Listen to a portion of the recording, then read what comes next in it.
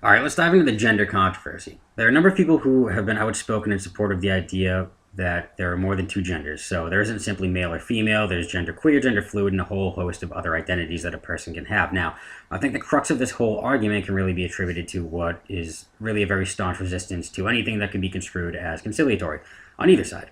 And I think to start a good depiction of the way that one side of this controversy views the topic is what their opinion on intersex is and where that term came from. So intersex is a term that was around before this whole debacle began. It was referring to people with abnormal or multiple reproductive organs, basically hermaphrodites, who may have been born with both sets of genitalia or something that at least appears to be both sets. Something out of the ordinary.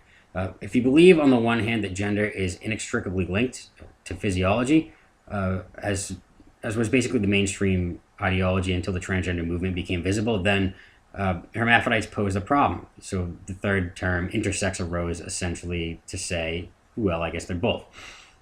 And this is what a lot of people do believe, that gender and sex are essentially synonyms for all intents and purposes. In this view, a girl can be a tomboy, or a boy can be a Sally or a fairy. But regardless of behavior, it is their biology that determines their gender. Still men and still women. So now let's go one step towards the other side, because I think that this might be where the largest number of people reside in terms of what they believe to be the correct use of gender. This is where social constructs become important. To take the easier example, let's look at the term male versus man, because one refers strictly to anatomy and the other refers to a set of behaviors. The male has a penis, testicles, testosterone, a prostate, and an X and Y chromosome. The male doesn't have ovaries, a uterus, or an extra X chromosome.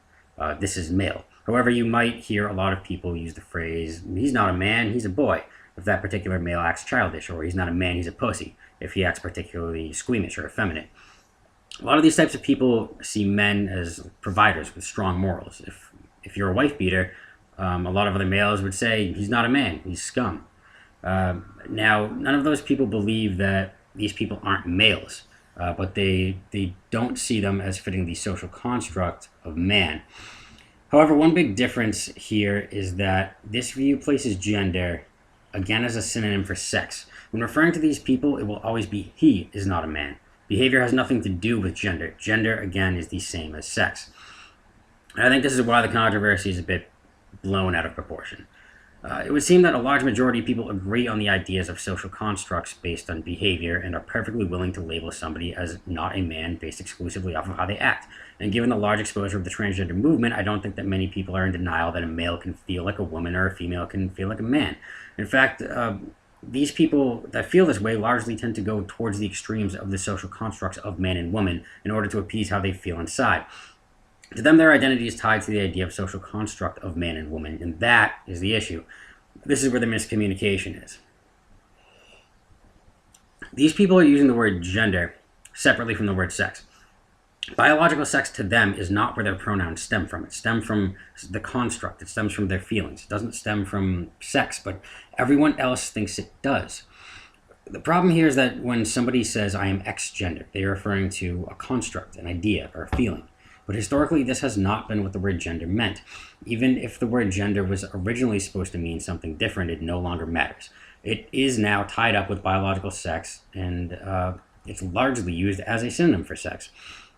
The problem is not the idea that there are more than one gender. The problem is that a group of people who are propagating this idea have co-opted the word that had an established meaning. It was a synonym for biological sex, a synonym for your direct biological anatomy. This is why people will staunchly say no, there isn't more than two genders, because your idea of what gender is inherently different from theirs. The fact that the word gender was co-opted is the problem. Obviously, people believe in social constructs. They are everywhere, and nobody can deny your own subjective feelings about your identity. It's your identity. If you feel like you are actually a fox, then I'm sure that people believe that you feel like you are actually a fox. But nobody believes that you have fox genitalia, so they will not believe it is your gender. This whole debate would have been non-existent had the group of people around this movement chosen to use a different term for these ideas, rather than co-opting a word that means something else already. Or had the people who believe that sex and gender are synonyms had just gone ahead and given them the word gender. After all, it is a synonym. You don't necessarily have to keep it when you already have another word to express the idea that you believe. The issue of pronouns now is a little dicier, though not entirely complicated. basically comes down to whether or not pronouns are related to social constructs or sex.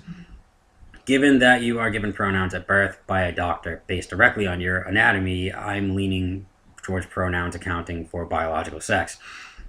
I think it is important, though, to retain knowledge of anatomical sex for census data, medical needs, and things of that nature.